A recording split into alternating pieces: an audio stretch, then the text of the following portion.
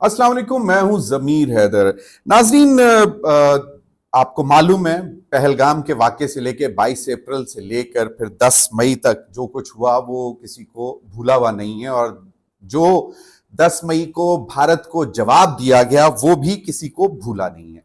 लेकिन हम ये समझते थे कि शायद अब भारत को समझ आ जाएगी कि अब आपने कोई मिस एडवेंचर नहीं करना, या आप अपनी टोन जो है अभी जरा ठंडी करें। लेकिन नरेंद्र मोदी साहब जो हैं वो लग ऐसा रहा है कि शायद अब वो अपनी कौम को ठंडा करने के लिए, क्योंकि जो उनके साथ हुआ है, तो वो एक अजीब किस्म की अब उन्होंने गुफ्तगू शुरू कर दी है। पहले जरा वो गुफ्तगू मैं आपको सुनवा दूं, वो जरा आप सुन लें, बड़ी दिलचस्प गुफ्तगू है।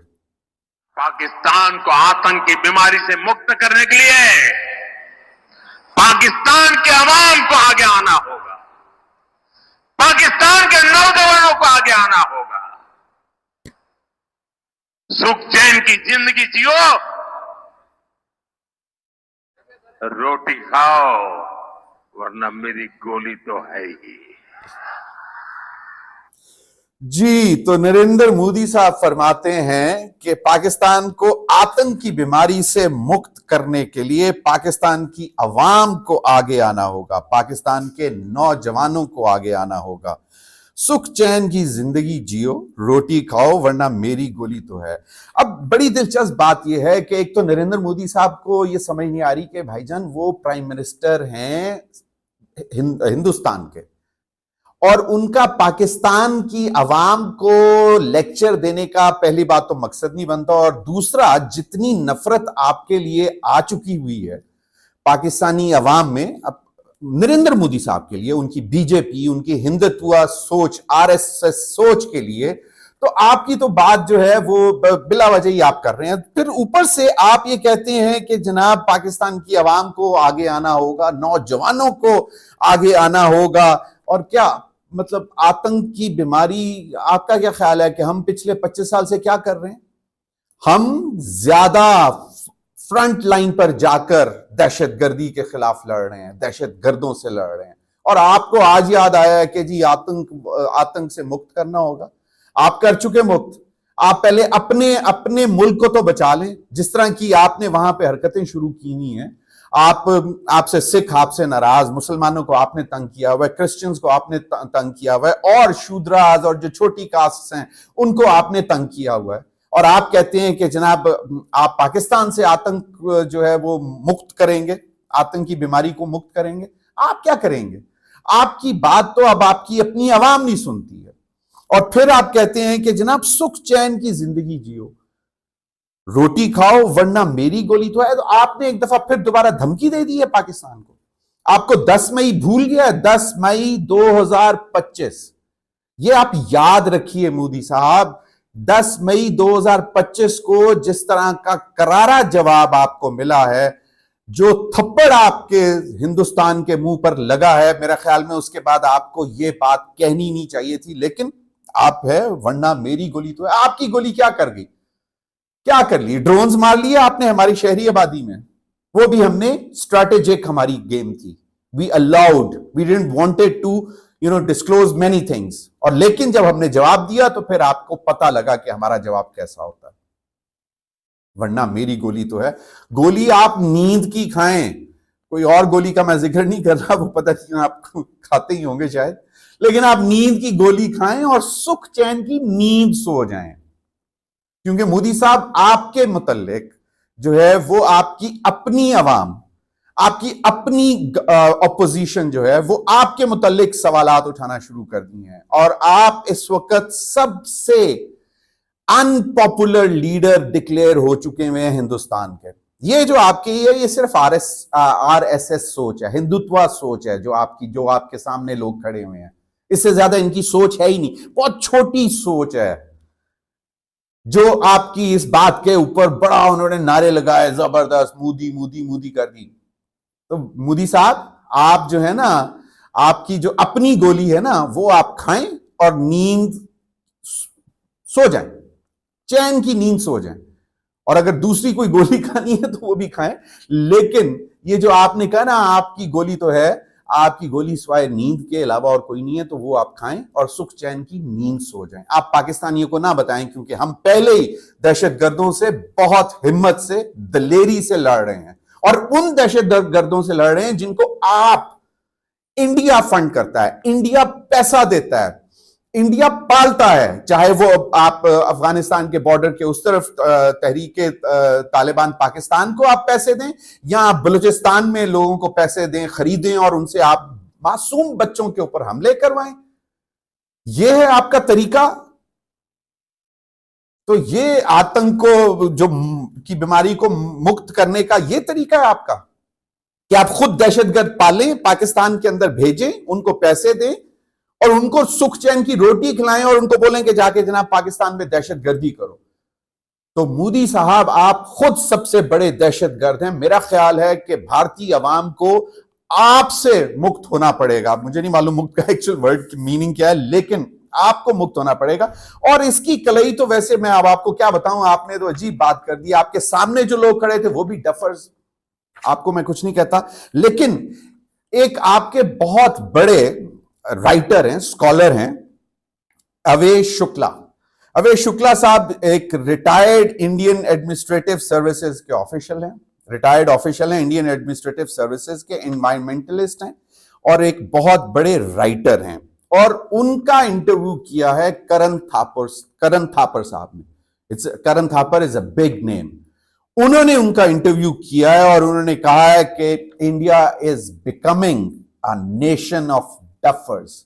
और उन्होंने वाज़े तौर पर कह दिया, over the years India has become a nation of duffers and specially has said कि जी फ्रॉम लास्ट 10 to 12 इयर्स ये वाकई तौर पर डफर्स की कौम बन चुकी है। ये मैं नहीं कह रहा, ये आपके अपना राइटर, फिलोसोफर, थिंकर, एनवायरमेंटलिस्ट, आपकी सर्विसेज का सीनियर रिटायर्ड ऑफिसर, वो ये कह रहा है कि जनाब भारत जो है वो डफर्स की कौम बन चुकी हुई है।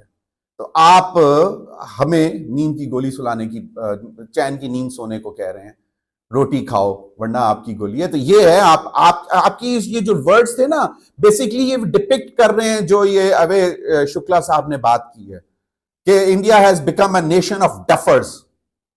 तो ये बात है। वो अच्छा, वो कहते हैं कि ये एक डफर जोन, उन्होंने बड़े मजे से डिस्क्राइब भी किया करण थापर के उसमें इंटरव्यू में, और मेरे ख्याल में वायर में। वो कहते हैं कि ये जो डफर जोन है ना, ये एक्सटेंड करता है north of India, stretching from east to west. और ये उन्होंने बेल्ट बताई, उन्होंने कहा जी ये स्ट्रांग होल्ड है बीजेपी का, राइट विंग का और हिंदुत्व का सेंटर है, और ये यहाँ पे हिंदू हार्डलाइनर्स हैं। और उन्होंने कहा कि यही जो नेशनल मीडिया का भी कोई उन्होंने शहर का नाम लिया कि वो भी इसी बेल्ट में आता है। और हमने वो आपका नेशनल मीडिया भी देख लिया इंडिया का, जिस तरह उन्होंने 22 अप्रैल पहलगाम के फॉल्स फ्लैग ऑपरेशन से लेके 10 मई तक की जो उन्होंने कहानियां सुनाई, जो कि वो उन्होंने ढोल पीटे, वो भी हमने देख लिया। तो ये वो बता रहे हैं कि ये वो सोच है जो पूरे इंडिया के लेंथ एंड ब्रेथ में आरएसएस की सोच जो है वो छाई हुई है। वो कहते हैं कि duffer zone is also a state of mind categorized by low literacy, high birth rate। मतलब वो उन्होंने फर्दर एक्सप्लेन किया कि ये डफर जोन इस तरह का है कि यहां पे मतलब तालीम है ही नहीं। और ये मोदी साहब जो आप जिन लोगों को एड्रेस कर रहे थे वो भी मतलब नैले ही थे, उनके पास भी कोई तालीम नहीं थी। दे वर ऑल इलिटरेट पीपल। जो आपकी इस बात जो अजीब मतलब घटिया सी बात के ऊपर आप नारे लगा रहे थे कि मेरी गोली वरना फिर मेरी गोली तो है। तो फिर वो कहते हैं कि ये सिर्फ ये सोच नहीं है, सबसे ज्यादा खतरनाक बात यह है कि इस the Hindutva brand of religiosity, यानी कि zero tolerance to other religions, Islamophobia उन्होंने जिक्र किया कि इतना ज्यादा घुस चुका हुआ है इस माइंडसेट के अंदर कि उनको और कुछ नजर नहीं आता। फिर वो कहते हैं कि ये जो है ये बार बार वो कहते हैं ये पिछले 10-12 साल से हुआ है, और 10-12 साल से आप माशाल्लाह मोदी सरकार ही है वहां पे। तो वो उन्होंने फिर इंडिया को जो है वो नेशन ऑफ डफर्स ही बनाना था, तो वो उन्होंने बोल दिया अवेश शुक्ला साहब ने। और फिर अवेश शुक्ला साहब ये भी कहते हैं कि इनटॉलरेंस टू ओपिनियंस, आपकी अपनी कोई ओपिनियन भी आप मतलब टॉलरेंस लेवल जीरो हो चुका हुआ है। एक तो रिलीजियस माइंडसेट, मतलब जो अदर रिलीजन हैं अदर देन हिंदुत्व, उसके लिए बिल्कुल जीरो टॉलरेंस हो चुकी हुई है। मुसलमानों को आप मारते हैं, सिखों को आप मारते हैं, क्रिश्चियंस को आप मारते हैं, और छोटी जातों को आप मारते हैं, जिनको आप लोगों ने छोटी जात डिक्लेयर किया हुआ है। हालांकि इंसान बराबर है, कोई बड़ा छोटा नहीं होता है, तो आपने वहां पे डिक्लेयर किया हुआ है। और यही वो छोटी सोच है। This is what the duffers nation is. बहुत लिमिटेड सोच, छोटी सोच। तो ये इसका उन्होंने, अवय शुक्ला ने जिक्र किया, और उन्होंने कहा कि ये जो जो रिलीजियस इंटॉलरेंस है, it is imbued with Islamophobia. सबसे ज्यादा जो है वो इस्लामोफोबिया है। मुसलमानों को आप डाइजेस्ट नहीं कर पा रहे हैं। भाई वो हिंदुस्तानी हैं, आपके मुल्क में रह रहे हैं, वो मुसलमान हैं, चाहे वो क्रिश्चियन हैं, चाहे वो सिख हैं, या कोई भी वो अपना मजहब है उनका, लेकिन वो अगर हिंदुस्तानी है तो आप उनके साथ इस तरह ट्रीट करेंगे। ये मैं नहीं कह रहा, ये अवय शुक्ला साहब कह रहे हैं कि जीरो टॉलरेंस है। और फिर वो कहते हैं कि अगर कोई भी इन चीजों के ऊपर क्वेश्चन कर देता है तो उसको एंटी स्टेट एलिमेंट डिक्लेयर कर दिया जाता है। तो ये अवय शुक्ला साहब ने, और फिर बड़ी एक और, वैसे तो बड़ा लंबा इंटरव्यू, लेकिन 2-3 चीजें मैं जो मुझे अच्छी लगी उनमें से मैंने ये निकाली है। तो वो कहते हैं कि जी डेमोक्रेसी, इंडिया का जो क्लेम है कि जी हम बहुत बड़ी तकड़ी डेमोक्रेसी हैं, उन्होंने कहा कि India is sliding down on the democratic scale over the last few years. India is a flawed democracy, ये अवय शुक्ला ने बोला है। India is a flawed democracy. इस वक्त आप लोगों की जो इस वक्त फॉरेन पॉलिसी है, उसको राहुल गांधी साहब कह चुके हुए हैं कि it has gone down the drain, बिल्कुल फारिग हो चुकी हुई है। आपकी डेमोक्रेसी को आपके फिलोसफर, आपके थिंकर कह रहे हैं कि इट्स अ फ्लॉड डेमोक्रेसी। और ये जो डेमोक्रेटिक स्केल है उसमें by every passing day it's going down.